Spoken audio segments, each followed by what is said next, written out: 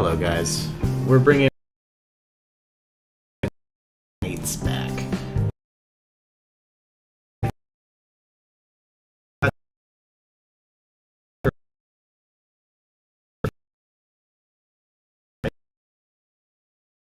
Video.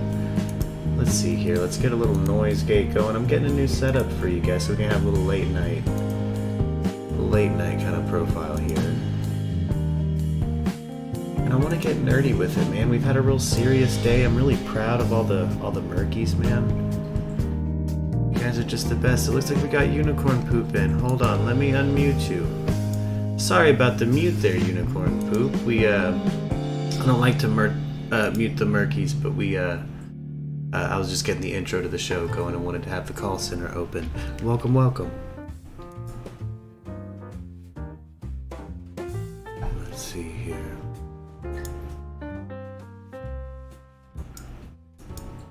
It's been a while since we've done a late show tonight, slugs. You know? It's been a while. Alright, I've about got this figured out here. This lamp hates me. You're fighting the light. We're getting settled in. Yeah, this thing is insane. Turn it off if we need to do this lamp lit. You know, we got a candle lit. We do that on the late show. There we go. There it is. That's great, yeah. Put it wherever makes you happy. You know what I mean?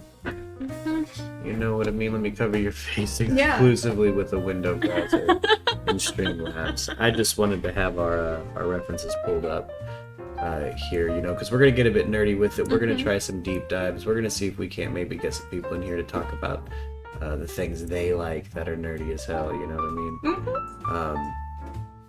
Because again, we're some pretty hardcore nerds, and I think the evening is a pretty good time to do something like that. Maybe get into the nerd juice. Hold on, trying to find a good spot for these windows here. Again, new layout, bringing the late show back. See a few people showing up. Hey, hop in the chat, man. It's open. We got it. It'll show on screen. We'll talk to you. Let's see. I wanted to start off kind of strong with the Marvel What If series, though, because that is. It's great. Really good. It's great. Really good. It's a whole new story that I didn't really expect. I know that was driving me a little crazy when I was doing Genshin earlier. Oh yeah, I had it wrapped around for a sure very specific person. Now you just gotta wrap it around for a very specific purpose. Let's see here. What if episode list? Because you know we're completely caught up, guys. So warning if you haven't watched Marvel What If, spoilers ahead. Yeah, spoilers ahead. You know, we watched episode, what was it, 8? Yesterday? Yeah. Yeah. 8 or 9. Yeah. Whichever one is the newest one. 8. Yeah. So, episode 1, Captain Carter. Man, again, spoilers ahead if you haven't seen Marvel What If. I think it's worth the watch. You should check it out. It was good. People say it was a weak start to the series, but I kind of disagree. I really liked Captain Carter. I thought it was a cool introduction. I can't wait for that to be like our kind of go-to de facto Captain America. Yeah. You know what I'm saying? Yeah. I genuinely thought that start was actually really nice. Yeah. Because it really gave you a good taste of what they were going for. The vibe of it, you know. Yeah. I thought, hey, this is going to be a totally different story. Yeah. My only critique for Marvel What If when on that first episode was, do you remember the short-lived computer-generated Spider-Man cartoon that was on MTV? It kind of gave me that vibe for a minute, and I was like, Marvel, cut it out with that. Annette P. Good evening from Florida. Hello, Annette. Welcome. It's good to have you here. Let me get this chat box working. Where the hell? Alright, we gotta have that chat box very visible. You know what I'm saying? I want that sucker out there. I want to be able to see what you guys are saying.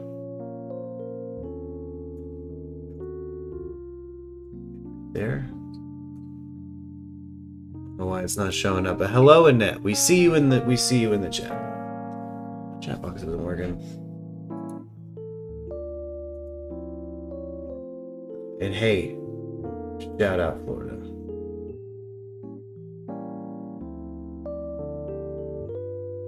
Actually seeing it with the hell stream.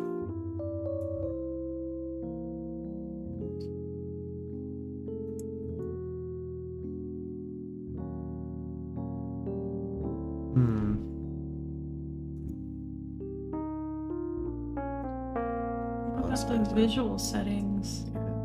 Hello, my fave station. Welcome. No, there we go. There we got the chat good. going. Sorry, I couldn't see the chat visually on screen, and boy, was that upsetting. Was that upsetting? Vancouver here. Welcome. Hey, my new Merkies, man. That's what followers of Merc Radio call themselves. But let's kind of keep getting nerdy. Captain Carter. I liked it. I thought it was pretty good. Yeah, I liked Skinny Boy Steve Rogers. I thought at first, I was like, I wasn't really digging the, that Spider-Man MTV kind of CG vibe. But, more Florida. Hey, welcome, Nancy. Welcome. You guys haven't seen Marvel What If. Warning, spoilers ahead. But we want to talk about it. It's a really great series. You got to watch it if you haven't. Skinny Boy Steve Rogers. Fucking loved it. Them kind of leaving Red Skull unchanged. That was cool. You know what I mean? That was a really cool episode. What if T'Challa became Star-Lord? Episode 2 was when I knew we were onto something. You know what I mean? Like, ooh, this is gonna be a good series. Oh yeah. Like, no, it's not just because I miss Chadwick, which rest in peace, Chadwick Boseman. That artwork specifically in that episode is so nice. It was beautiful. Yeah. It was beautiful. And I'm going to say the same thing about another episode we're going to talk about. I don't want to get ahead of myself. Oh, gotcha. Yeah. But T'Challa being Star-Lord, they do a really good gag at the beginning where it's like the same intro as, Peter Quill Star-Lord. Then the mask comes off and blam! It's T'Challa, baby. And I like that it was, because it really kind of goes back to T'Challa just wanted to explore. You know what I mean? He just kind of wanted to go see the stars. I thought that was fucking beautiful. It was so nice. That was a really cool shout out to Chadwick. You know what I mean? Episode 3.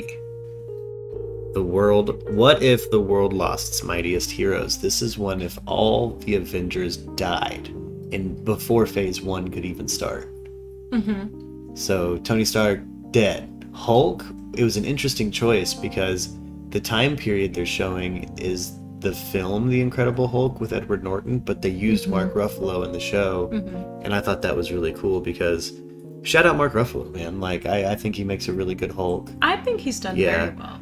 Hey, shout out in the chat if you think Mark Ruffalo is a good Hulk or who you think your favorite Hulk is. I think Mark Ruffalo's solid. I think he's a really endearing character. I loved Thor Ragnarok. That was a good time. But yeah, what if the world lost its mightiest heroes? We ended up with just kind of a Nick Fury, almost Agents of S.H.I.E.L.D. what if story. And that was fucking cool to see kind of Sam Jackson flex. You know what I mean? I'm pretty sure it was Sam Jackson on the show voicing Nick Fury. If not, they got a really good Sam Jackson. But I forget what the credits were on that. But man, it's delicious. It was great. Such a good episode. It ends and they kind of have to get a hold of Captain Marvel, don't they? Yeah. I think that this one, there's like 2 or 3 of them where they actually have to call her for something. Yeah. What if Doctor Strange lost his heart instead of his hands? What if Rachel dies instead of him fucking his hands up? And what we got in that episode was an evil Doctor Strange. And that was sick, man. Yeah. That was sick. That episode, that's the other one I was talking about. That is a very well done episode. Yeah. And the way that they have portrayed just the horror of how he would feel if that happened, like how desperate he became. Exactly. Just like how, because like there's some like it's not a jump scare, but it's like that one moment where like the darkness takes him, or like the evil Doctor Strange is fighting the good one. Yeah. And he takes him into the darkness. It's like, whoa! Yeah. No, there's some good classic, it was intense. like, it was horror intense stuff. and it actually kind of felt emotional. Yeah, they got me really jazzed for the next Doctor Strange movie, honestly. Mm-hmm. Like, I want more Cumberbatch. And that's Cumberbatch doing the voice, right? And that was great. Mm-hmm. That was... He's done... Yeah. I give him props for that. I think he's done really well with that character. Yeah, I think so too. That American accent before he was Doctor Strange, I thought was sometimes kind of floating, but he's really nailing it as Strange, Mm-hmm. And see, I had seen him in a couple of other things, but I don't know. There was something off-putting about his performance as Khan in that Star Trek movie. Yeah, not a lot of people were a fan of that. I was like, oh, you're a little too rigid. Yeah, and I realized, maybe some of the Murkies might be upset that I'm gonna say this, but I like that first J.J. Abrams Star Trek movie, motion sickness and all, like excessive lens flares and all. I really liked that first J.J. Abrams film, and I really thought it was gonna go somewhere, and I thought it was gonna hopefully turn a bunch of people onto the original series. Because what's his name, Chris Pine, does a really solid Kirk, I think. I think so too. But yeah, that second Trek, they bring Khan in. It was tough for me to watch. So then for some reason, like when I saw all the Doctor Strange hype and stuff, it kind of turned me off of it because I was afraid that like that's kind of all he did, other than like the good shit that he did in the UK. Yeah. Just specifically like, that particular style. Yeah. It just, I was like, I don't know if he's actually good at that. So I was like, I don't know if I'm gonna like Doctor Strange. But just seeing the way that he has done it. Yeah. I was pretty excited about the casting. He's done very well. Yeah, And I thought even if he was to just do a British accent, that's fine. I was like, I'm fine with that, with a British Stephen Strange, if that's where we go with it. But I'm really glad he's, again, nailing it. Man, let's move on to the one, episode 5. The one where it's basically a Spider-Man episode. It very quickly moves from establishing that the world has been wrecked by zombies to giving you almost a zombie land, like the rules of surviving a zombie apocalypse through the POV of Spider-Man. And that's cool as hell. Yeah. Like, that is cool as hell. But, like, all the Avengers are affected by this zombie virus. And it's a quantum one too, so it's actually started by Janet Van Dyne in the quantum realm. So it kind of takes, it's like Ant-Man 2 happens, but they come back with Janet and everyone, it starts a zombie apocalypse. Zombie fucking Thanos. You know what I mean? That's kind of again, spoilers if you haven't seen it. You should check it out, my Murkies. It's delicious. Zombie Wanda. Great series. Yeah, Zombie Wanda. Yeah, Zombie Wanda. That's another character that has terrified me. And this is a specific character that has kind of terrified me in this whole series. This new Vision. Like, he's like, this version of him is desperate to keep Wanda as under wraps as possible because she is just a nightmare. Her powers, she's fucking turned into a zombie. Like, he's trying not to kill her. He's trying to do everything in his power to not kill her. It's kind of sweet to see that side of it. I know. Because, we got to see a lot of Scarlet Witch in WandaVision. Really, like, she made a new Vision.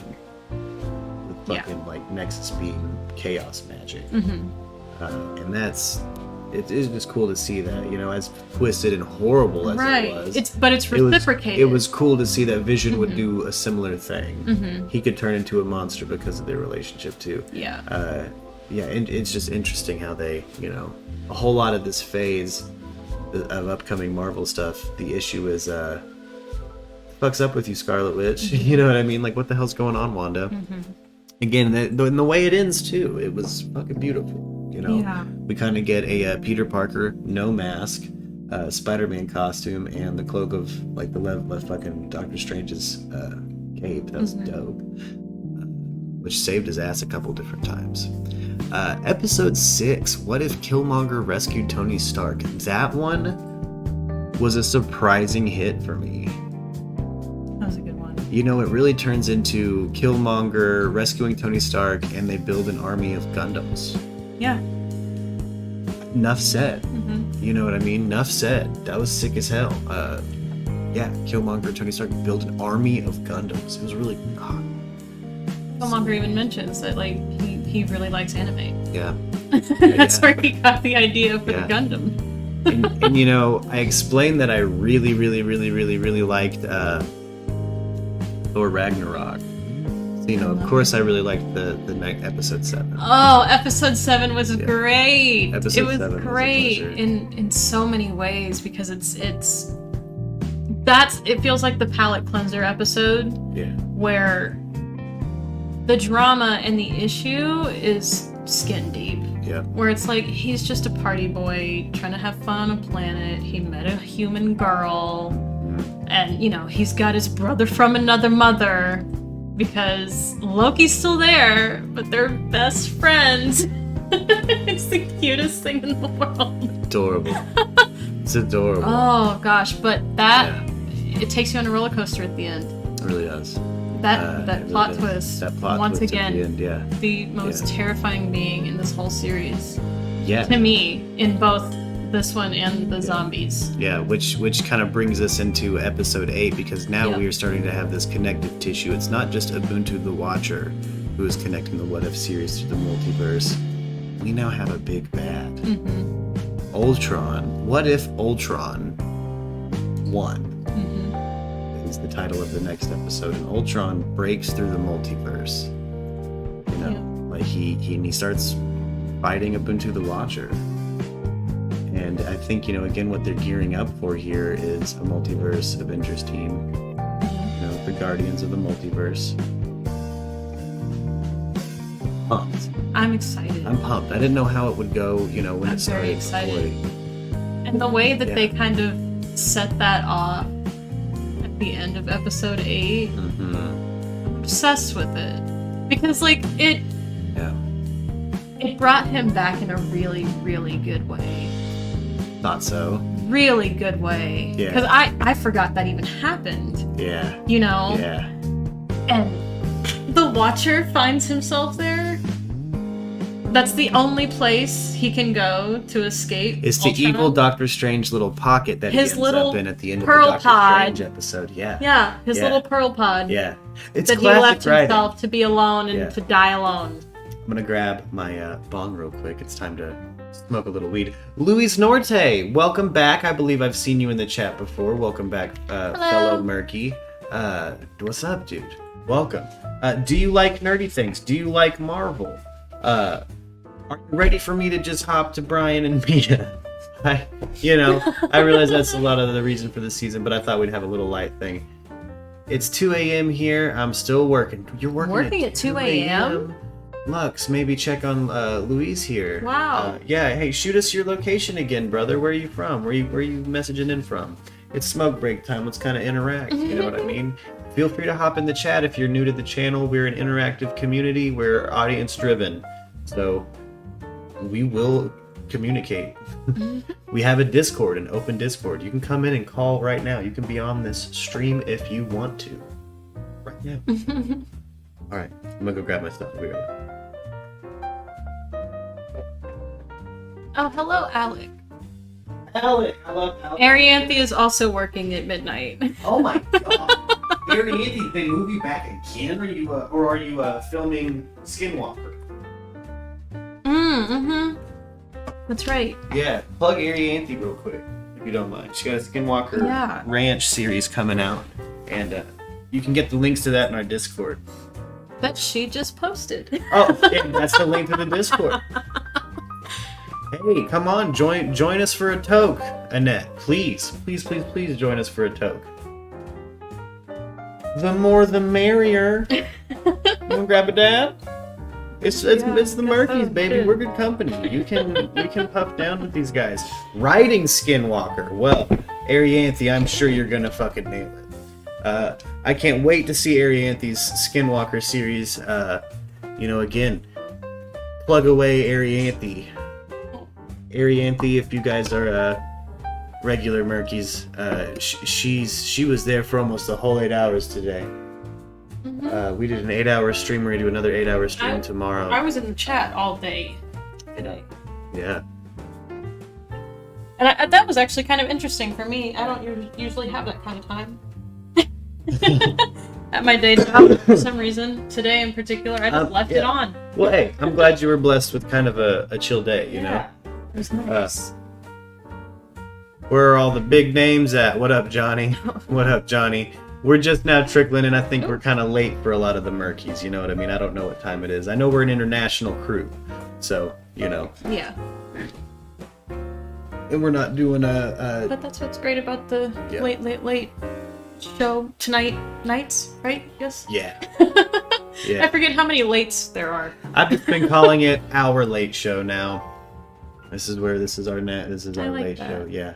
And I would like to get nerdy with it. Again, we'll stream for 8 hours during the day and keep it pretty fucking serious. We're all really think-tanking. The Brian situation, we're think-tanking the Miya situation. We built a beautiful community. And I think we owe it all to ourselves to kind of kick back. This is kind of like a wind down time. Yeah, this is kind of the wind down. We come in at the end of the day and we're like, hey. And I also like the time to maybe reflect and really, really shout out the Murkies, man. Like, really show you guys some love. We working, lurking, and murking. Exactly, Arianthe. Yeah, no. Man, my heart is full. We had close to 50 people that stayed with us for 8 hours consistently today. Yeah. You Murkies. I could, again, like, you guys I could cry. Like, just the interaction, the conversations I'm seeing. You very rarely see discourse or argument in our community. I saw Lele say earlier in the Discord that she thinks it's one of the most organic and kind communities she's been a part of, and I couldn't agree more. Join our Discord if you're new to the channel. We'd love to have you there, genuinely. We want to see your links too. Zimmy, True Crime, Julie, Jameson, the other guy who talks. Yeah, nobody in the Discord yet, but hey, look, we got the call center open. You can hop in, you can give us a chit chat. Come talk. We're grabbing a quick little smoke break right here. We're talking about Marvel What If. If you guys haven't seen Marvel What If, check it out. And spoiler warning, we're going to talk about spoilers. We're kind of nerds, and we want to talk about Marvel What If. We're going to talk about Star Wars Visions, you know. Hey, it's 1:19 a.m. in Florida, so I guess we're 1 hour apart in time. Word, Annette. Word. Hey. And again, welcome, Annette. Hey, welcome back, AJ. AJ was also with us for like most of the day today. AJ, like, hopped in like a trooper in an 8-hour stream. Like, you guys are ride or die. Are you sure you want me to do this right here? Is this okay? Hell yeah, I got noise suppression on, and I had to use the torch all day today. The Murkies have been hella understanding about. I broke my lighter immediately before the 8-hour stream, and I wasn't about to like postpone the 8-hour stream after getting up early for the Murkies. You know what I mean? Yeah. Like, no. I live for y'all. Like, I got up early for a reason, and wasn't about to put it off again.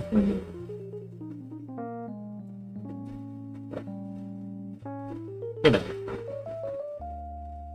Speaking of this, we talked this weekend. Yeah, we have a really big weekend to plan.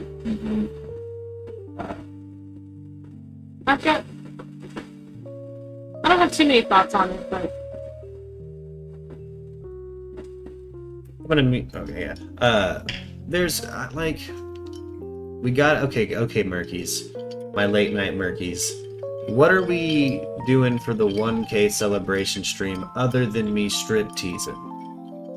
Because I promised I would. We made it to 1K on YouTube. You know, Luis Norte, where is the Italian dude? I'm not sure where Zimmy is. Zimmy's on the other side of the world, so I think he's probably sleeping. He's sleeping or he's working. Zimmy is a... Something's wrong with the audio. Can you hear me now? Am I better? Hopefully something's not wrong with the audio. Looks like it's running fine on my end. yeah. Hold on.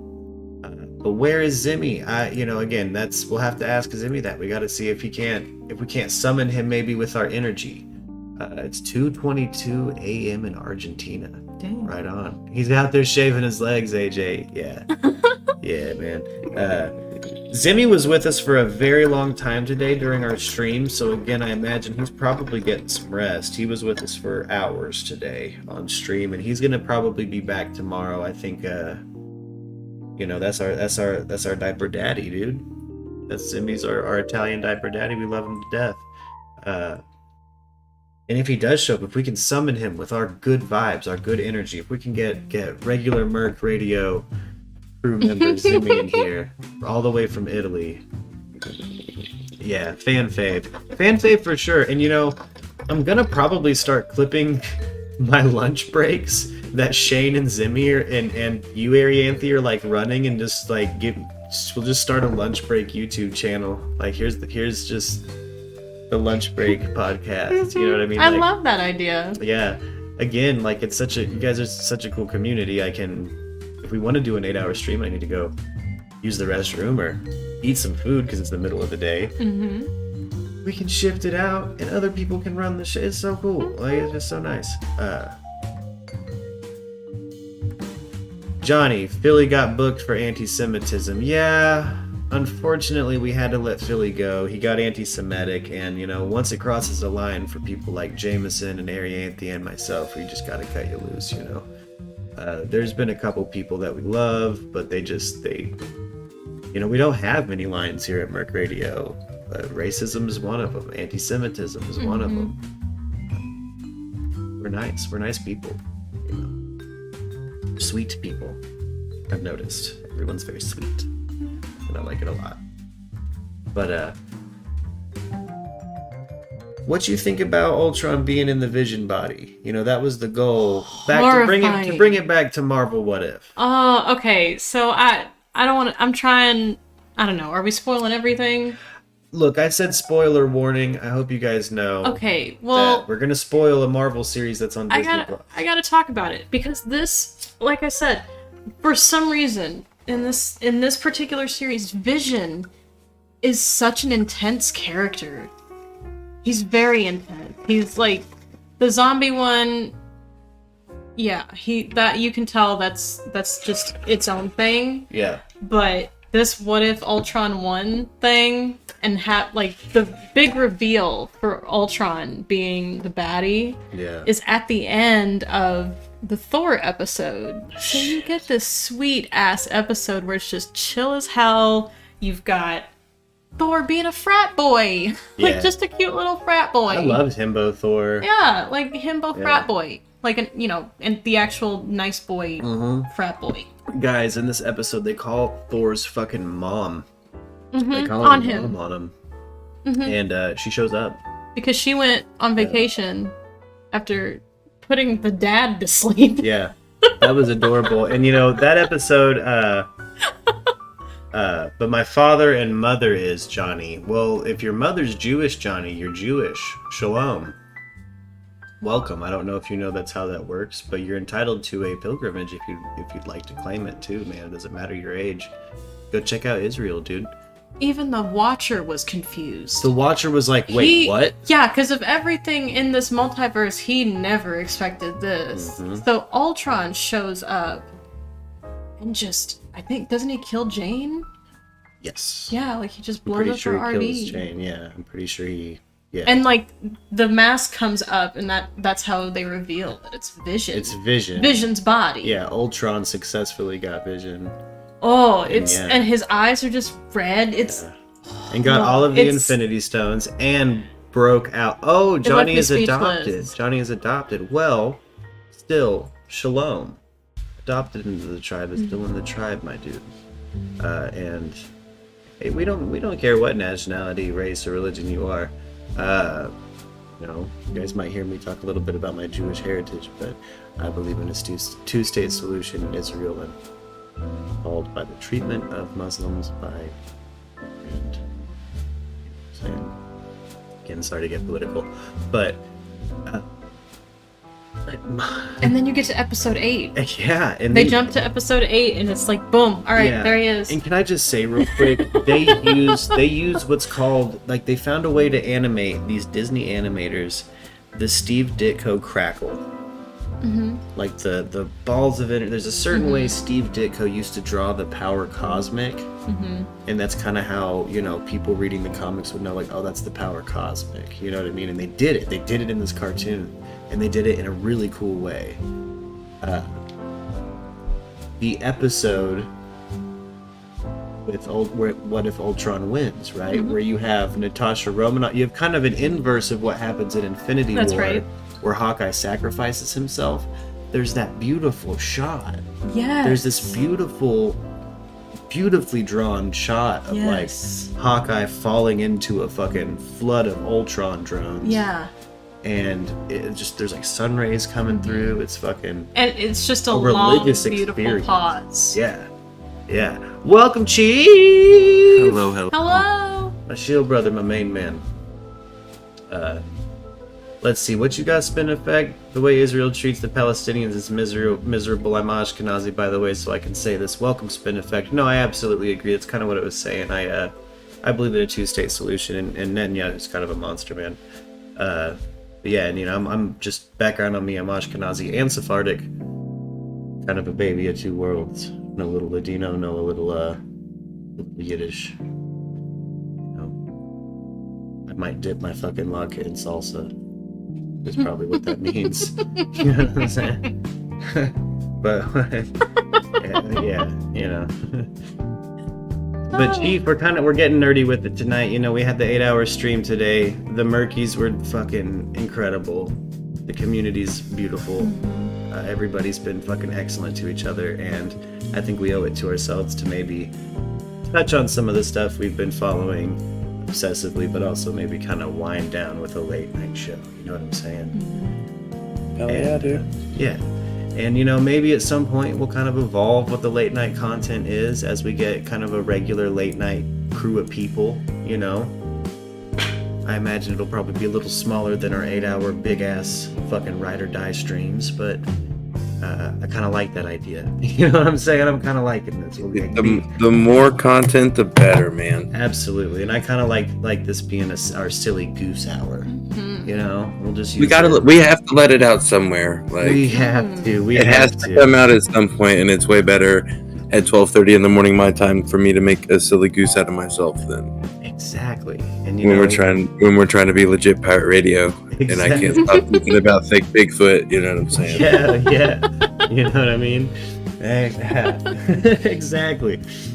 Oh, but man, we were just talking Marvel. What if we're kind of getting to the end of spoiling the shit out of the series? Again, spoiler warning. It's so good, but it's still worth watching. It really is worth even watching. If you have not seen it yet and we're spoiling it, the way that we're explaining it to you does not do it justice. Yeah, and to me, there's a reason. It's so good. There's a reason I'm not pulling up like visuals or anything, and it's because I want all you Murkies out there, if you have Disney Plus, to go check it out. If not, get that free trial for a week and just fucking grind through Marvel What If. I'm telling you, it's a good time. You know, you got to check out some Goldblum on there. Yes, the Jeff Goldblum. That's one of my favorite shows on there. Yeah. The World According to Jeff Goldblum. Yeah, Chief. There's an episode. Jeff Goldblum fucking LARPs, bro. Yeah. He tries out pretty cool, dude. Stuff. That's pretty cool. Yeah, that's a fucking good time. I just signed up for a D&D campaign tonight, actually. Oh, hell yes, dude. One of my friends, like, I used to DM it, and then I had my third kid, and I was like, yo, bro, maybe in like a couple years I'll have time again to like sit down. Yeah. Hey, maybe on the late show we can get some updates on the D&D campaign as it happens. Yeah. I'd love to hear about it. Yeah. I'd love to hear about it. I'm sure the Murkies love to hear about it too. Yeah. I'd love to get some we kind just need to get specialist guests to come off of this sci-fi high horse, bro, and do a fantasy campaign. I'm so excited to see what we can kind of force him into with the fantasy campaign and see how many Murkies I say we go hardball and make him do Forgotten Realms. Motherfucker, make him go straight up D&D. From the book, dude, be like, this is what you're going to do. Yeah. This is what you're going to do. We're doing a Dritz. But I don't know. The only problem is I don't know if we would get, like, if there's any kind of thing where we would get in trouble. I don't think we would, right? Like, it's basically public content. Well, I'm kind of excited to see what if we just gave him a prompt, like what he can DM for us, because I'm telling you guys right now, special guest is a pretty fucking dude, off the cuff. You know what I mean? And he's got pretty good funny ideas too. So like, you know, just a funny DM thing he kept doing. Like if he ran out of an idea for a name for a club, or we put him on the spot, and I'm like, I'm looking for a bar, and he's not gonna be a cunty DM. He kind of lets me in particular be a fucking crazy character. Like we have fun. Me and him in particular. Like he really. I know there's been times he's rolled and surely I'm gutted, and he's just like, no, I can't let you die, baby. Fuck it. Dude. But I will say, he'll use things like, you know, like Stefan from SNL. He'll just pull that for like a bar. He'll be like, all right, you guys arrived to a bar. It's got everything. Dan Cortez. MTV's Dan Cortez. Human rolling luggage. Roman J. Esquire. Its name is Taste. Like, special guest is it's just a fun time. It's a good silly goose DM. Like, and I'm interested to see what he could do with the fantasy world, because again, yeah, he's on a sci-fi. He's kind of a sci-fi nerd, but we have a need for him, and I know he can come through. I think it'd be fun, dude. I know he could homebrew a pretty solid fantasy world. And you know, he might make a video game about it, guys. Murky's out there, you late night Murky's listening, and Chief. Did you guys know that special guest right now is learning the Unity engine? He's making a video game for his girlfriend's comic book. Girlfriend, his wife, excuse me. His dear wife. Oh my god. Okay, how dare you, dude? Hit me, dude. That 8-hour stream hits different. But yeah, like straight up. There's like a record scratch in my head. His wife, Angel, like, Angel's art page on Facebook. He's making a video game for it, so he's learning the Unity engine, and we might have maybe some Merc Radio video game content come out at some point. You can be Thick Biggie, dude. You can be Thick Biggie. The hunt for Thick Biggie. Yeah. God. Yeah, date my diaper dad, dude. The mobile game. How about that? You know, we're gonna genuinely probably get some video games going, but it'd be cool to see if maybe we can't get a D&D campaign that turns into a video game.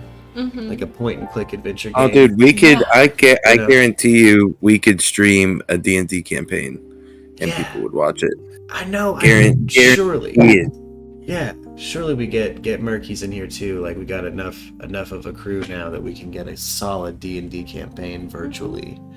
And again, force special guests into building a fantasy world that we turn into a mobile game. Force him to be like, we will not do it. Yeah, and also again, I'm gonna make him make it fantasy world. Yeah, I'm gonna see if he can't make us a special dating sim too, like a mobile dating sim, like Date My Diaper Dad, or like The Quest for Thick Biggie, and it's just inappropriate as hell. Like, you know, we keep finding bald white dudes instead of Bigfoot. You know what I'm saying? Like on game cam and shit. So they're not Thick Bigfoot, but they're also not Brian Lauindrie. Yeah. AJ says that would be cool. Jameson says hello all. Welcome, Hi, Jameson. Welcome, our defense attorney. Miss Norte, yeah, glad you thought that was funny, man. But for real, gee, like I want to kind of get into, if we're gonna game or something, I kind of want to see what we can get special guests involved in the way of like developing, because he was telling me the other day, he's like, boy, I'm learning the Unity engine really for this one project, and then I don't really have anything lined up, and I just learned a whole programming language. So you want to make a video game? And I was like, bitch, do I want to make a video game? Fuck yeah, dude. How about us Murkies make a video game with special guests? You know what I'm saying? Like, let's see, we crowdsource it, you know? Let's all get involved and see what we can't make happen. I know it'll be hilarious and fucking great. Whatever it is. You know? Yeah. Oh, man. But Chief, Star Wars fan. Are you a Star Wars fan? I know you're a Star Wars fan. I do enjoy things with star in the title, yes. Yeah.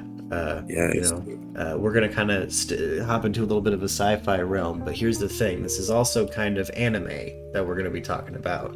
We're talking about Star Wars Visions. It's new on Disney Plus. Yes. It's a limited series. Each episode is made by a different anime creator, and they are each a completely different self-contained story, and they're each fucking beautiful and great and well made. I thought maybe we could pull up an episode list and talk about. I don't even know if we finished the series, but maybe see if we can also find some art and maybe show some of the Murkies how beautiful this show on Disney Plus is. It's beautiful. Have we seen all of them? I think we might be an episode or two off from the finale, but okay. we, enough to talk about it and maybe show off some of this art from it because it's so good. So glad Star Wars isn't a joke anymore. Yeah, those sequel films really did set the movement. I think anytime they do a Skywalker saga film, it's just going to be, it's not going to be the original 3. You know what I mean? No one's going to have that childhood experience. And when I was a kid, my first exposure to Star Wars was the re-release of Episode 4 in theaters, like the digital re-release, and it blew my little baby fucking brain. Like it blew my baby brain, and yeah, it was great. Chief is in the chat, right? Yeah. Yes. Yeah, it's Chief Jameson. Yeah. Chief Iroh. I'm thinking about going down to the courthouse and getting the official internet name changed to Iroh because that's what everything is. Oh yeah. But yeah, we'll change it to Iroh. Whatever. If you call me Chief or Iroh or Mike, it's all good, dude. I will answer to all of them. Yeah. Eventually. And Chief is also kind of just a title. He's big in the Merc Radio crew. He's day one. Before day one, me and Chief have had some. We're Shield brothers, man. We go back, dude. I watched this guy literally have his mind exploded on the inside of a festival tent when a Grateful Dead cover band came out in Star Trek outfits. Yeah.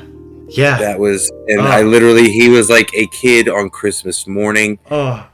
He could not believe it. I could hear it right now. It was one of my favorite moments of all time. I love that band, by the way. Shout out the Schwag out of Missouri. They're a Grateful Dead cover band, but yeah, they used to do this spook stock, and it's like a Halloween thing. And they came out, boom, lights came on. They're in fucking Star Trek garb, dude. They're a whole fucking bridge crew, and yeah, I could have cried. I was also blasted out of my mind. That was the same weekend where James freaked out and thought he killed the girl. A friend of ours thought he killed a girl, hallucinated it, thought he killed a girl. But hey, look, she heard. Look, I want to talk about Chief real quick because again, when it comes to the opposite of toxic people and kind of healthy communication, if there's a grievance, right? Chief, there was an inspiring fucking moment where again, why he's called Chief. This is an example to the Murkies on how to fucking handle conflict. They came, these two girls walked by our tent, and we were all like a whole gang of boys, 4 of us in a tent. It was like 1:30 in the morning, and we all had the acid giggles, bro. We all had the acid giggles. There was 4 of us in the tent. Yeah. We showed up early to this festival, so it's literally us and one other tent on the hill, and it's their tent. Yeah, everybody's pulling in, and we can just see headlights coming periodically, and we all have the giggles. We can't figure out why, we can't stop laughing. We just can't. And we're on acid. That's just how it goes. Yeah.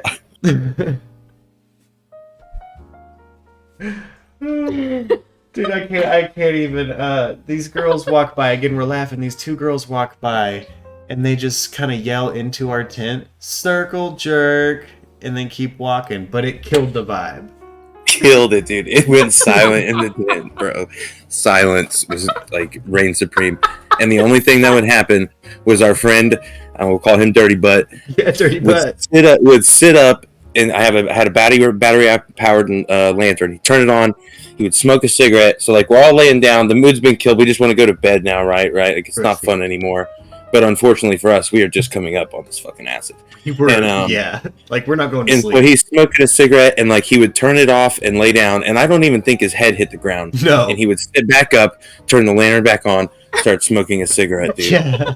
He was really in his head, bro. Yeah, you could tell that there was something fucking with him. And he asked us in the morning if he had killed those girls. Dude, I swear, I wake up, the sun's up, it's fucking freezing cold. Oh my We're god. sitting there, and like James is just sitting by the edge of the tent, and he's like, Mike, because that's my name, and he's like, Mike, tell me I didn't leave the tent last night, bro. And I'm like, dude, James, I mean, I fell asleep, but you didn't leave the tent while I was awake. And he's all, just tell me I didn't leave the tent, dude. I fucking killed that girl last night, bro. I'm like, James, you didn't kill anybody, dude. I guarantee you we would know immediately if you killed anybody. Yeah. And he's like, no, dude, my knife was open. And like, he had probably been sitting there flicking it all, freaking out all night. But his knife was open, it closed, blah, blah, blah, this and that. And we go in the morning, and there's 2 girls and 2 guys in this tent, right? Yep. And then we went, and we found some doses, and we got all dosed up, and we're having a good time until this happened. And so the next morning comes, and James freaking out in this tent. So we all smoke a bowl to try to calm James down. It doesn't work.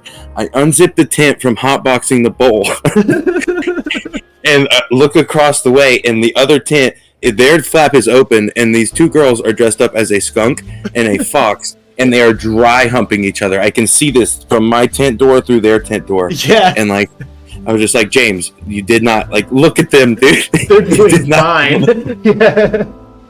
That was the same one with that leather-faced dog. There was 2 of them.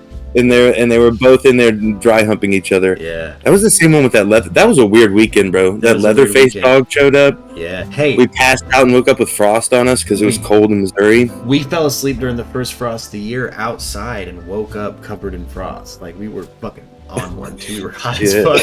But, we were younger, gang. Statute of limitations. We're safe.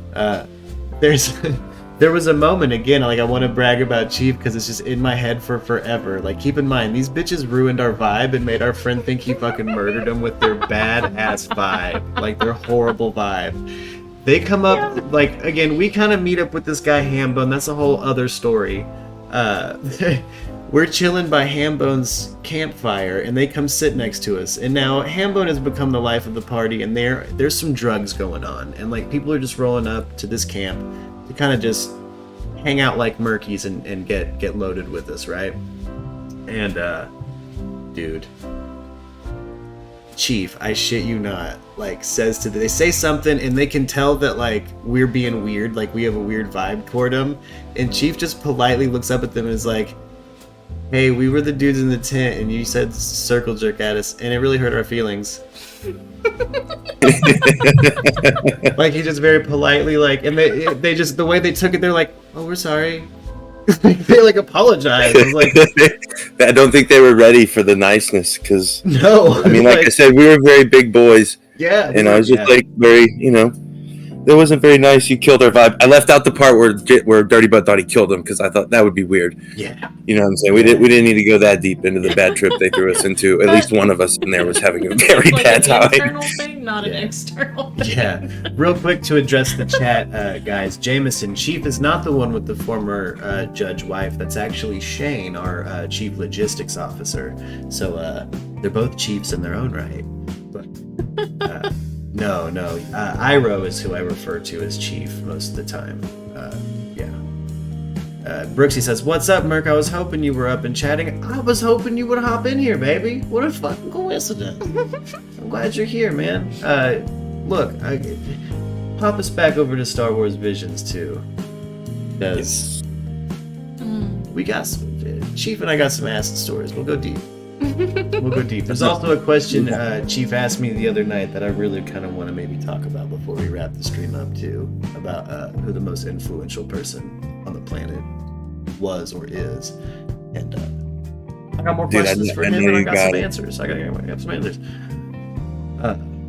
Visions Revisited, 5 highlights from The Village Bride. Now, The Village Bride was a particularly beautiful, again, this is a Star Wars anime. It was fucking beautiful. Down here in the bottom, I have my web browser, gang. A little tighter for everybody. But it's fucking beautiful. In this one, there's like a married couple, and it's after Order 66, so there's a Jedi Padawan, a masterless Jedi, hiding out on this planet. Mm-hmm. There's some post Clone Wars nonsense going on where a power vacuum happened and a gang lord comes and takes the chief of this village as collateral. Village acts right, Mm-hmm. That's what the villageless Jedi. Can't have that shit happen. All of these have very interesting, almost samurai flick plots to them, and I thought that was fucking cool too. But yeah, it was beautiful. This planet has a connection to the Force. The way it ends is cool. The climaxes of each episode are fucking great.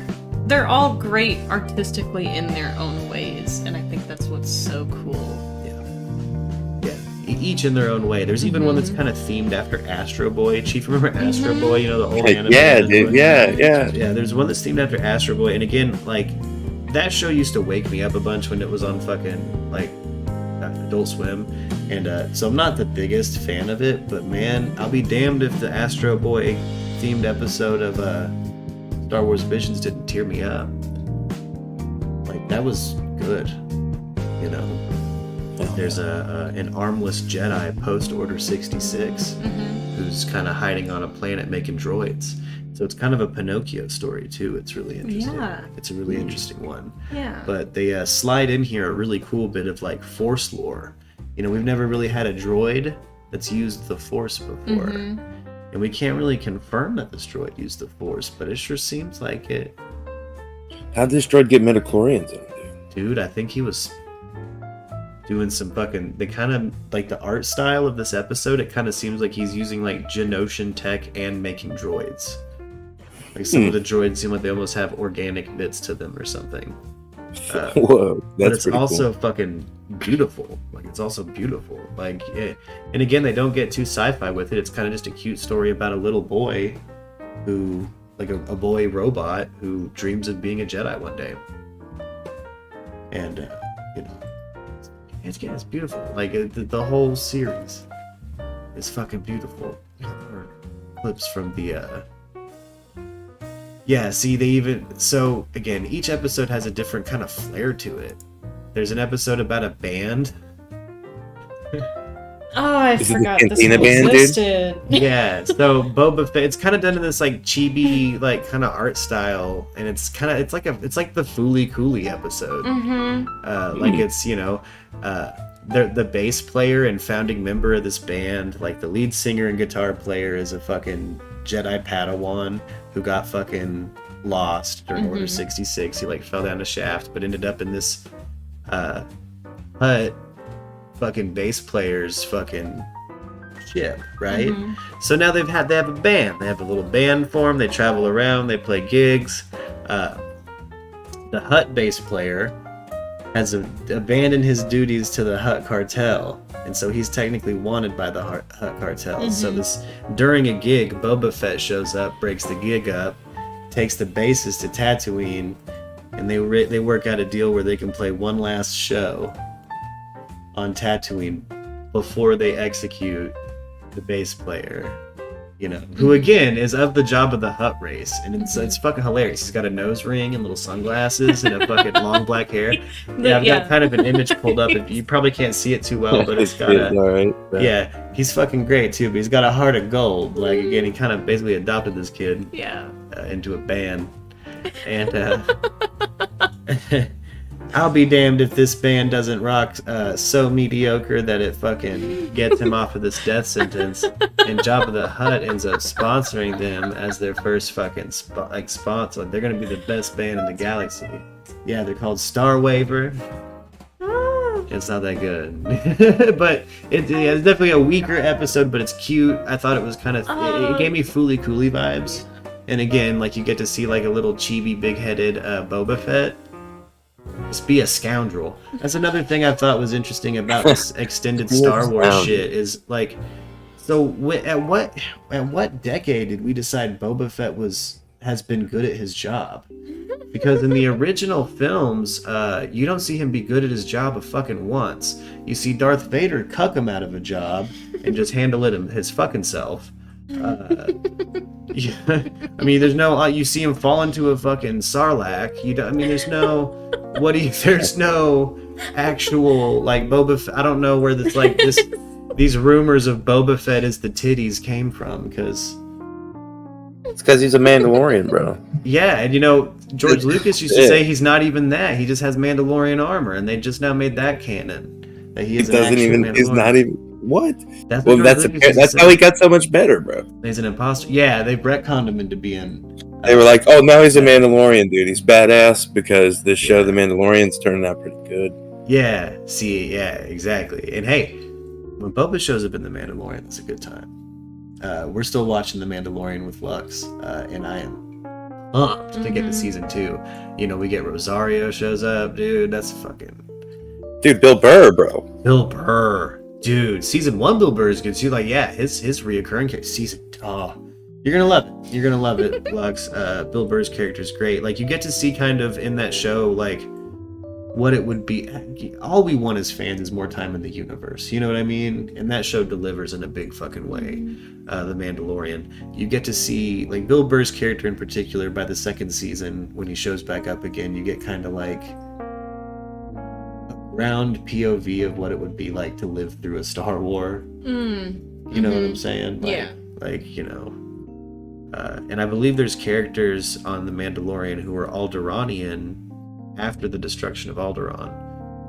And that's, you know, they never really addressed that in the films. And in my opinion, we spent a bunch of time on Naboo in the prequels, and that should have been Alderaan. You know, like they had a big wasted potential with the prequels, in my opinion, of like focusing on Naboo. Like, who gives a fuck about Naboo? Show Alderaan.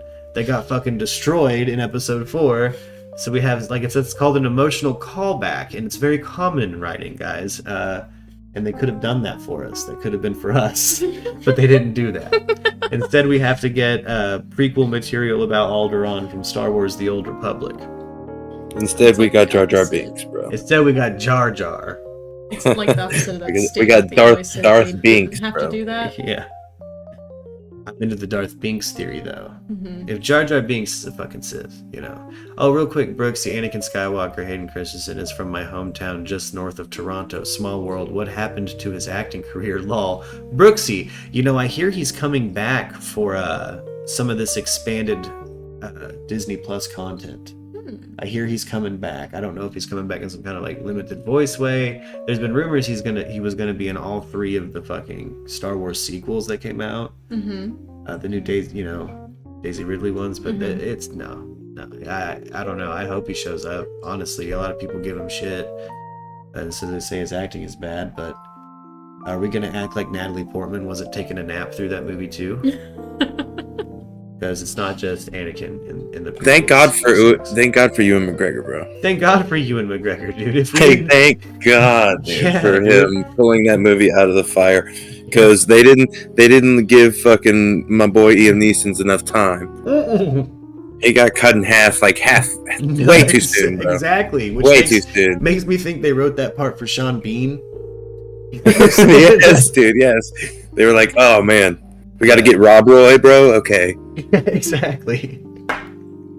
Exactly, dude. Yeah. Man getting killed in the first episode of a prequel is now called getting Qui-Gon'd. And it's my favorite thing ever when you retrospect to a character and you're like, fuck, they're gonna die, dude. They're gonna get Qui-Gon'd like quick. Yeah. Why haven't I seen them before? Oh yeah, this is a flashback. Yep. Oh, Qui-Gon. Yeah, they must have written that role for fucking Sean Bean. And Liam Neeson was like, nah, I got a special set of skills, and I've already got a wig that works really well. I thought he was a really good part of that prequel. You know, I watched episode 1 not that long ago. Dude, that movie's underrated. Maybe because I was young. Yeah. But that movies aren't bad. They're not bad. I mean, they get progressively worse, in my opinion. Yeah. From a story perspective, they start rushing. Yeah, they start missing the traditional beats of, like, you know, good writing. Like there was so much cool stuff, like where they could have gone with like the Clone Wars instead of like a couple screenshots at the end, basically, to prove that Anakin wasn't a total douche the entire time. Yeah. To quote George Lucas at the end of his first screening of the final cut of episode 1. It's the credits roll. He looks at the camera. He looks at everybody around him, and he says, "I think I might have gone too far." Like, out loud. And yeah, those movies are like, what the fuck is happening? But, you know, George Lucas in his old age, dude, like, what the fuck is Kingdom of the Crystal Skull? Like the Indiana Jones flick that George Lucas did. That's so bad. such a bad. And he had been bugged. You know, he had been bugging Spielberg to make the Crystal Skull movie for fucking like a decade. Damn. Yeah, like dude, like he's like. And then fucking bombed it, bro. Fuck. When are we gonna do the Crystal Skull movie? Steven Spielberg, you're like, I don't. It's a bad idea, George. George, you're old. I've told you this, man. Don't do it. His independent film Red Tails, I hear that's a pretty good one, but you know, again, hella indie. It's just not the golden era of the OG like LucasArts crew anymore, you know. Yeah. But I won't lie, there was a period of time where I lived for booting up that GameCube, see that LucasArts fucking logo. You know what I'm saying? Oh, like that's a good time. Oh yeah. Mm-hmm. They used to really hit it out of the park, and they're innovators for sure. But I'm kind of glad Disney Plus is finally doing something like hella interesting with like expanded lore content. Yeah. Like this anime thing is dope as hell. There's certain stories that are so ambiguous they don't need to necessarily fit into canon. Like it's like this is just a samurai story, and we're using the Star Wars mythos to kind of fill in the gaps. That's a good one. That first one? Yeah. Yeah, there's one that's done straight up like a black and white samurai film. Yeah. And again, spoilers, there's a twist. The guy who you would think is a wandering masterless Jedi post Order 66 is actually a Sith that's killing other Sith. And it's fucking sick. It's sick as hell. Like the action's sweet. The villain in that episode is sweet as hell.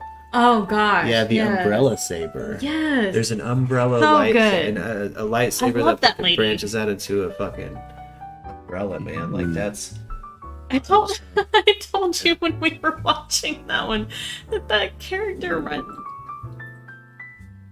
Can y'all hear the thunder in our microphone? Oh. We got a monsoon. It's monsoon season, so we occasionally it just seems like there's a fucking like it's the apocalypse outside. That character It was hailing. reminded me of my character from Star Wars. Yeah. Rich Buddy asks, are you buying Marvel What If Spider-Man digital comic books? I am not buying them. I did not know that was a thing. And thank you for telling me about that, Rich. I'll have to check it out. I'll have to check that out. I'm down for if they're doing Marvel What If Spider-Man digital comics. That's cool. I wonder what artists are on it because you know, Marvel comics in the modern day is kind of fallen off. You know, they had that whole issue where they couldn't really do X-Men like they used to, which X-Men is okay. Number one, impenetrable. Probably on issue like 100 something of Degrassi with superpowers, so you're not going to know what the fuck is going on, and you're not going to know where to start or where to go to next. Like X-Men is one of the most confusing fucking comic books to read. But it is a big chunk of their fucking fan base. And when that merger happened and they didn't have access to those characters in other media, but they still had control of the X-Men characters in comic books, they killed them all off. And I just feel like Marvel Comics hasn't really recovered as a comic book publisher since, like, ever since kind of the House of M stuff. There's an event where basically the Scarlet Witch uses her chaos magic she says no more mutants, and all the mutants are gone. They're cheap, like, you know, end games them. Yeah. Yeah. So ever since, and again, the reason they did that is because they're not going to promote fucking Sony's characters. They're not going to promote Fox's characters, you know? Not when Disney has control over the fucking comic book side of things. So, you know, no, I haven't bought them. I won't lie. If I go to a comic book shop and I'm looking at comic books, I kind of go for DC. Just a bit of background on my nerddom, you know, like I like things like Grant Morrison, Alan Moore. I like kind of the headier things, older Ditko. Like think something I grabbed a few years ago that was like probably the last time I went to a comic shop, and it's like I gotta look through the old back issues. Was I got the JLA Rock of Ages run that Grant Morrison wrote, and it's a Justice League story, and it's kind of like, you know, what if Darkseid fucking won, and the story of beating him, and it's fucking cool, man. There's like the last issue of the series is narrated by Death.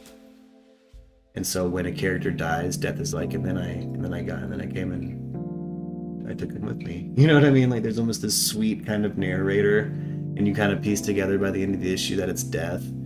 And there's a classic Batman moment in JLA Rock of Ages where Batman gets hit with the Omega Beam, and then the narrator says, and he's gone through space and through time. Can't find him. Like, Batman didn't die in the issue. One of the only people that didn't die in the issue, and yeah, it leads to a whole fucking pool. Get Vive on your phone app at Merc Radio. Hell yeah, Rich. Yeah, I'll check it out. I when I got older, I was really on the DC train there for a minute. And kind of glad I didn't start a channel with DC content because boy, did those movies turn into train wrecks. I bet Suicide Squad is great. If you're watching in the chat, let me know what you think about the newer DC movies. Your Batman v Superman, your Justice League Snyder cuts. I watched the Snyder cut. I will say it's better, but I'm not a big Snyder fan. And again, quit giving Batman guns. It's fucking really easy to do. Just don't give him guns. Giving him guns, man. When have you ever seen Batman pull out a fucking gun and blast somebody, dude? I love gun nuts will be like, he originally had a gun. It's like, okay, so the last time he pulled out a gun, 1922. Fuck off. Like, this 6-shot revolver, bro. Yeah, it's like we're trying to make gun Batman work. It's not. No one wants it. The book sells for $6.99 if you get lucky and pull a rare. It could be worth thousands. Word rich. That's dope. That's dope. Like digital rarities. That's interesting how they're doing that. That's a cool way to stick. See, I feel like they're starting to get some traction over at Marvel with like what to do with their fucking comic book side of things. But now that they have kind of these smooth deals with all of the Marvel universe, they can start actually fucking doing the things that Feige's been wanting to do. I'm excited for a potential new Fantastic Four. That would be cool. We just haven't had a good Fantastic Four movie yet, and that can be a cool story. Like if you love the Marvel universe and the comic books, like Reed Richards is like an unavoidable character, and Sue Storm and his son and Reed's son Franklin, like they're going to do Fantastic Four. Kang the Conqueror, who they put in the Loki series, is a descendant of them. That's a Richard. Like you don't have Kang without Reed and Franklin. Oh. So the fact they've introduced Kang for like a deep cut fan like me means we might see Franklin Richards. We might see, and maybe they'll get to the end of everyone's contracts and Franklin will do like he did in the comic books and he'll make a little pocket alternate universe. Because Franklin Richards, son of Sue and Reed, has like Wanda Maximoff reality warping powers from the like being born of two people of the power cosmic. Like it's like beyond what Wanda can do. Like he can just kind of think and like there's a beautiful panel of Franklin as a child underneath a blanket and he's lit up a universe in the palms of his hand. Like he's made a little universe and he's just watching a multiverse that he's made. And the Ultimates take place in like a Franklin Richards made pocket multiverse.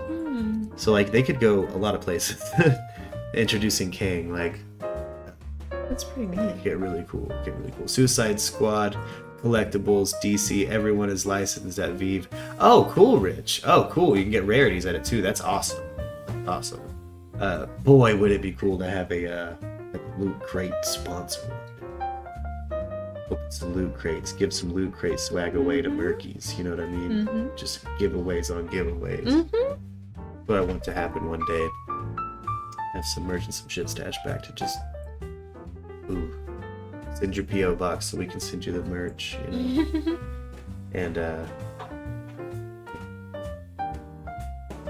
Suicide Squad, man. I still haven't seen the new film. The newest, like the Suicide Squad. It looks fucking killer. I won't lie, I liked the first Suicide Squad. I liked the David Ayer film. Look, it ends how Gotham should. With a stupid crocodile man in the sewers, clown people. I liked Will Smith a lot in it. I thought the inclusion of Ben Affleck Batman was like the closest we have had to like a cool comic book accurate Batman.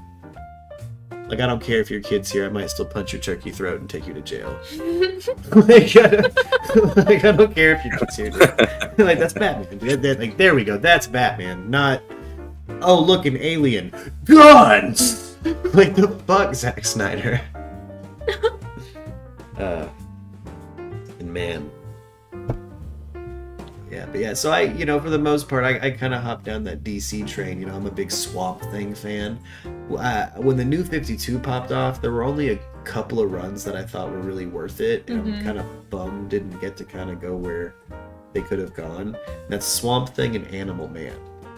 Swamp Thing and Animal Man, they took the time to return both of those books to like fan favorite eras, where it's like, we're gonna do stuff based off of the Grant Morrison run on Animal Man. We're gonna do stuff based off of the Alan Moore run on Swamp Thing. And they introduced some really cool shit. Oh, I see you trying to get some cookies. Yeah, Lux I is forgot to hungry. get cookies. Hey, you don't have to be secretive about it. I bet the Murkies understand. Hey, if you guys got them, eat them. This is a loud ass bag though. Look Got at some. Nah, it's the rules here. You gotta, if you're gonna eat a candy, you gotta get as close as you can to the mic. You gotta open it as slowly as possible, making so much noise. Shouldn't even be eating these. I should be in bed. Well, I'm glad that you're here with us. Me too. Hell yes. Great. And I'm glad we've been watching Star Wars Visions. It was just kind of a random poll. They don't even really advertise it that hard. I don't see any other nerd channels really talking about it.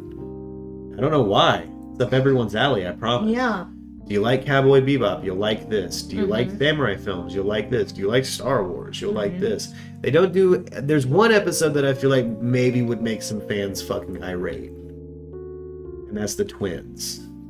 The Twins has some kind of over-the-top Dragon Ball Z shit happening with some Force users in space that I could see making people mad. But again, I watched the world fucking blow up. John B, what is the topic of the show tonight? Well, John B, we had an 8-hour stream today. Thank you for your question, by the way. Welcome to the channel. An 8-hour stream today that was very serious, and we are just kind of cutting loose, talking about our favorite nerd topics, reviewing a few nerdy shows we've watched, fielding chats and questions from you guys, just kind of winding down for the evening. Kind of having a silly goose time, but maybe also checking in on the things that we're staying up to date on. But again, John B, we jump around topics quite a bit. But right now, Star Wars Visions. Watch it. Get Disney Plus. Check it out. If you don't have Disney Plus, get that free fucking membership. Put a wig on, make a new email. Put a different wig on, make a different email. Keep making new emails. Keep having Disney Plus. Fuck it. It's a pirate radio station you're listening to. I'm not gonna tell you to fucking pay Disney if you don't want to. But I will tell you, it's worth it for Star Wars Visions. Man. They still managed to make Jabba the Hutt gross in this cute art style. I know, it made me laugh when you pulled it up. Yeah, I've been kind of lingering on this anime Jabba the Hutt because they made everybody else hella cute. Like, hella cute. He looks like a differently drawn version of this like grotesque being from Spirited Away that shows up to the bathhouse. He's got all of this shit all over him, like it's mud, like debris. He like got caught up in something. Yeah. And the main character helps him get all that shit off. And it turns out he's like this big ass like water spirit, and like gifts her like an insane amount of money and shit. You mean the Chum Dirty Laundry? John B says, yeah, we're gonna, if we have any Brian Laundry updates, or if the chat kind of turns to Brian Laundry, we don't mind going there again. We did kind of 8 hours on Brian and Miya today, and kind of all the missing people out of Florida. We did a full. You saw Shane today and yesterday has been nailing it with this flight tracker stuff. him and Zimmy taking over the show for the lunch break on an 8-hour stream. Like, I don't know. Again, shout out the Merc Radio crew. That 8-hour daytime stream, it made me happy. So happy. But yeah, John B, we mean the Dirty Laundry. We'll talk about it. We'll you know, if some news pops off, I kind of like to stay near the stream setup right now. And when he does get caught, we're gonna probably celebrate. I bet Jameson will not be too happy about us celebrating if there aren't like the right charges pressed against him yet, and I understand that, but it's gonna be dub horns and fucking. I mean, just knowing we'll pull the soundboard out. Yeah, yeah, we're just the knowing that he's alive part, I think, is something worth celebrating. Yeah. I know I said this in chat, but I might have to call in sick that day. Yeah. John B says anyone who defends him is bound for hell, a piece of shit. Well, John B, I will tell you that one of our kind of full-time moderators now, and somebody we always want in the chat if he's not in the chat, Jameson, the defense attorney, is a retired defense attorney of 44 years, and it was his job to defend people who were guilty of crimes sometimes, man. And, you know, here at Merc Radio, we kind of believe hate the sin, love the sinner. So, you know, welcome, John B. But just so you know, some people are paid to defend, or that's their career. They believe in the American justice system, and they choose the side of opposition and defense. And there's nothing wrong with that character type. There's nothing wrong with that. Hate the game, don't hate the player. You know, what you're mad at is actually the morality of the situation, not the human behind the job. You know, I like to point that out anytime somebody seems mad about anybody that's out there defending Brian. But keep in mind, I'm also somebody who's been perma-banned from r/Friends of Brian. So I've been out there attacking Brian defenders too. So Jameson just happens to do it from a very interesting perspective. He always is respectful and says, you know, and he's celebrated. No, he's not celebrated. Again, John, kind of like I'm explaining, Jameson is respected for his opinion and his candor. He has a very interesting perspective on the situation and is a just invaluable resource when you're talking about true crime. To have a criminal defense attorney there to kind of chime in, man, you know. The system is a pimp and I refuse to be a hoe. Hey, nothing wrong with that, dude. The system is a pimp and you refuse to be a hoe. There's nothing wrong with that, man. Ideology, in my opinion. The system is a pimp, and they use like methodologies from the book Pimp. You ever read the book Pimp? It's a scary read if you're female, I hear. Oh, well then. It's written by a pimp on how to be a pimp, like an actual sex trafficker, and you know, bottom bitches and how to break people and stuff like that. Our government uses these kind of same methods. Our entertainment industry uses these methods. Like management companies use them to control their artists. You know, I've said it before on the stream, but management companies love an artist with vices. Easier to control. Someone like R. Kelly, if you can become that dude's dealer of whatever he likes, that dude's wrapped around your fucking finger for life. If you want to ruin his career, bam, just pull him off your finger. Done. Throw all his dirty laundry out. You're his dealer. Management companies will do that to you and hold that over your head, you know. And yeah, no, if you defend a monster, you are a monster. There's a whole profession called criminal defense. And criminals, people on trial for criminal charges. It's a very important part of our system. And the position Jameson takes is usually that of legal black and white, and we appreciate that. Look again, John, appreciate your feelings. You know, again, we all personally feel like Brian is not a good person. Brian is a piece of shit. We kind of hope he's all getting eaten by a gator, but we also want to hear what fucking happened. But we'll talk about that again in the morning. We got some kind of updates a little bit on Miya and Brian's situation, some more speculation. We'll fill a whole 8 hours tomorrow with it, you know.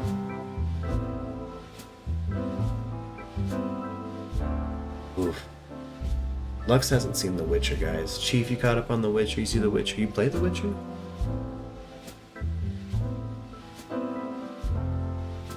You're still with us, Chief.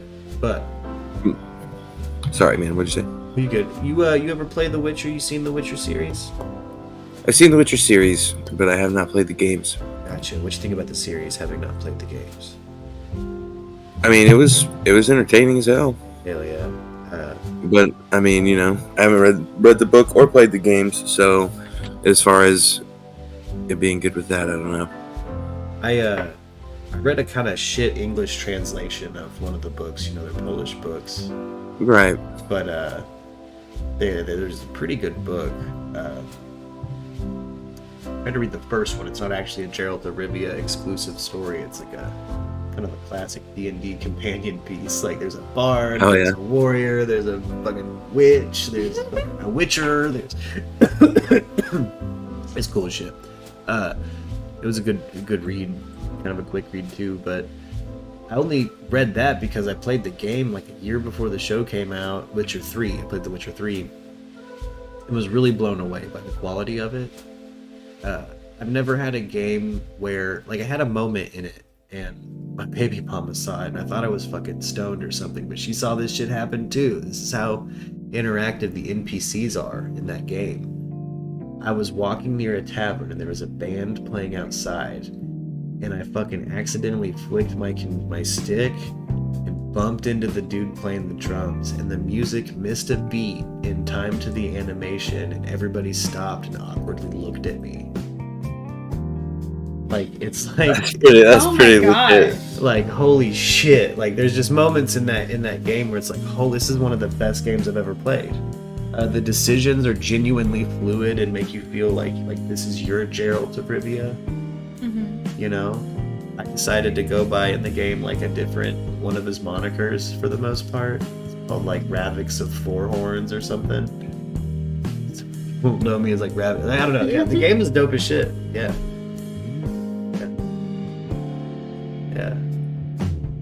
Yeah, John B, I got a feeling he's not gonna make it to the Discord. Yeah. We don't necessarily need anybody zealously evangelical. Yeah, exactly, Jameson. You tell him, hey, Jameson, also, just to remind you, man, you're an admin and mod in the chat. Anybody ever comes at you too hot, I gave you that position for a reason. We respect you immensely here, and if someone disrespects you and I'm not around, or another mod isn't around to boot him, and you feel disrespected, boot him. Got that permission, baby. That's one of our down dirty diaper daddies right there. That's our defense diaper daddy, dude. Oh, man. We're coming up on an hour and a half. Yep. Gotta get Lux to bed. I probably gotta go to bed too. I'm gonna do another 8-hour stream tomorrow. We gotta have like a legitimate amount of sleep. Yep. And Merc Radio people asking, what the fuck are you doing up so early? And when do you sleep? We took a nap today. Yeah, I take naps in an inconsistent schedule formation. I sleep 4 hours at a time, 2 times a day. And yeah, we're gonna try to crack some actual good sleep tonight. And what I'm excited about is sleeping in Saturday morning. That's gonna be nice. That's not like. I think I always feel like this, like, during the week, just because I'm, like, at my day job and I do, like, so much throughout the day. Like, my days are probably, 12 to 14 hours, like, the time I wake up. So, when I get to the weekend, like, just sleeping in till, like, 8, 9 o'clock Saturday morning is such a help. To try to recharge, to do some cool shit for the weekend. Like, I really enjoy that part of it. Now, with your schedule, 8, 9 o'clock is, 10, 11, half the day for some people. Yeah. That's a good amount of sleep. Mm-hmm. Yeah, that shit feels good. Mm-hmm. Yeah, I'm gonna wake up with Lutz in the morning. I'm gonna get her to the bus stop, and we're gonna go live with some Brian Laundrie Miya updates. Really crack that 8-hour stream, man. I just, again, like, overwhelmed with joy, cheap. Like the amount of ride or dies that were in that fucking stream for the full 8 hours.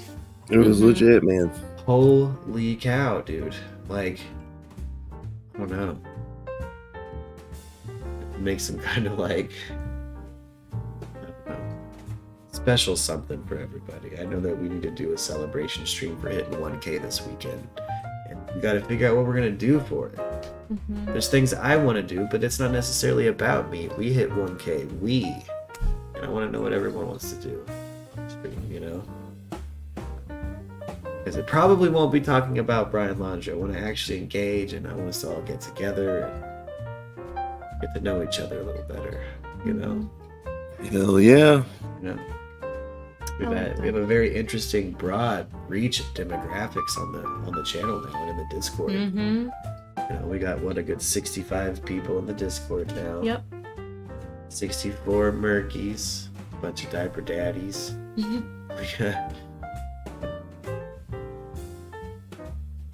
Probably gonna watch murder porn for 22 hours. Yeah.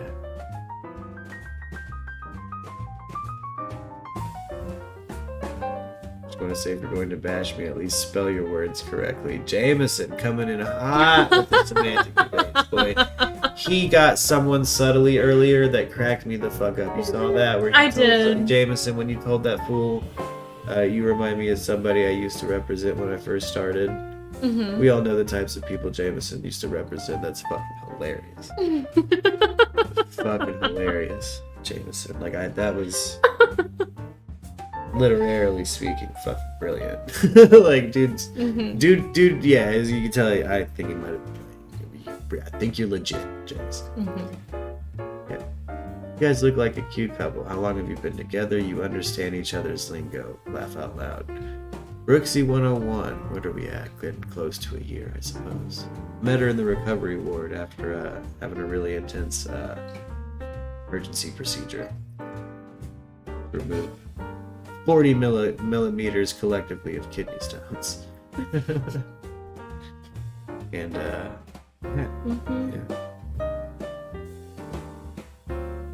and to be apart for a long time, but we're on the last minute. Chief, it's been a pleasure as always. If you got nothing going on tomorrow, you know what's up, baby. Hop in the chat, come talk to us. Dude, I'll be around when I'm around, dude. We'll see what's up with work. Damn straight. Take it easy, guys. Straight. I'll catch y'all later. We're gonna close down the call center for the night, guys. We're gonna close down. We're gonna hop out of the Discord. We're gonna go to the exit card. If you guys are new to the channel,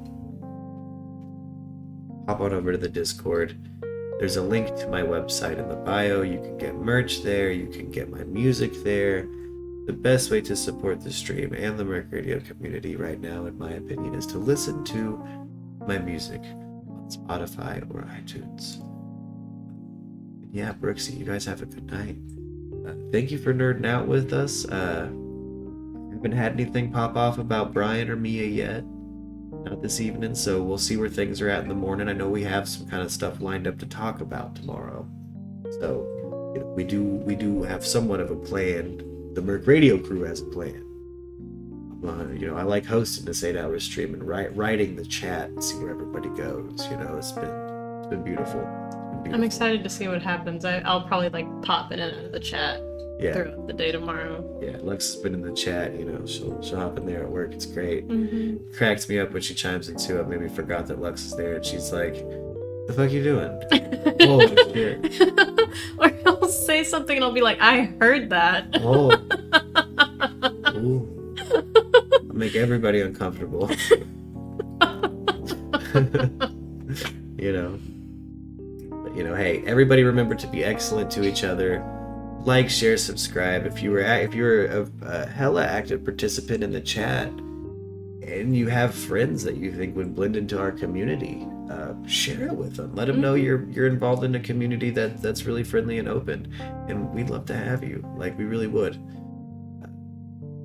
Again, if you're not on that Discord, hop on it, baby. All kinds of stuff coming up in the future. You guys have a good night. Bye. Wait! Wait! Oh no! Wait! We said we wouldn't do this. We said we wouldn't do this. Guys, look. The 5 Murkies still left in the chat. Look, dude. We end the late show here on this radio station in a very certain way. I blow out a candle. Mm-hmm. Turn the lamp off for me. We blow out the candle, baby. It's hot. I always fuck it up. But you gotta blow out the candle to end the late night show. Sorry, we do have an official ending here, baby. We light a candle to unwind at the end of the night. Okay, hold up. Let's blow this out. All right. Oh. Yeah, there we go. I was so worried about the keyboard. No, we got it. Let's worry about the smoke alarm now. Okay. Yeah, you guys stay gravy.